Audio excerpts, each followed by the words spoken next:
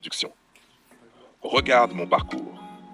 Je n'ai jamais accepté que ma vie soit dictée par les autres.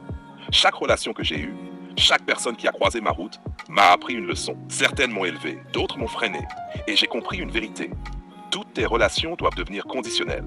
Pas pour punir ou manipuler, mais parce que je sais désormais que mon temps, mon énergie et ma valeur ne sont pas négociables. Partie 1. L'évolution de Gigi et la conditionnalité. Quand j'étais plus jeune, je donnais tout sans poser de limites. Je croyais que la loyauté seule suffisait. Et j'ai appris à mes dépens que ce n'est pas le cas.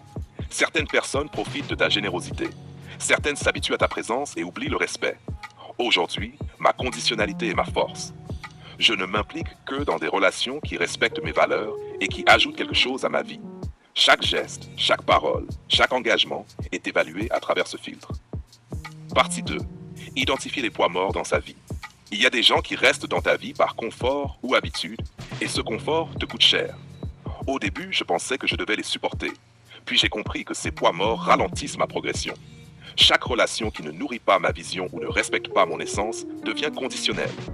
Je choisis de limiter mon investissement, de retirer mon énergie ou de m'éloigner.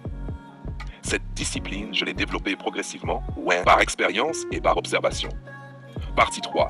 Définir ses propres conditions. La clé, c'est de connaître tes conditions et de les appliquer systématiquement. Moi, par exemple, je ne tolère plus le mensonge ni l'indifférence. Je soutiens, mais je ne porte pas ceux qui refusent de se lever.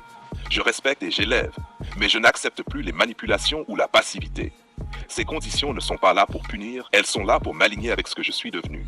Et elles évoluent avec moi.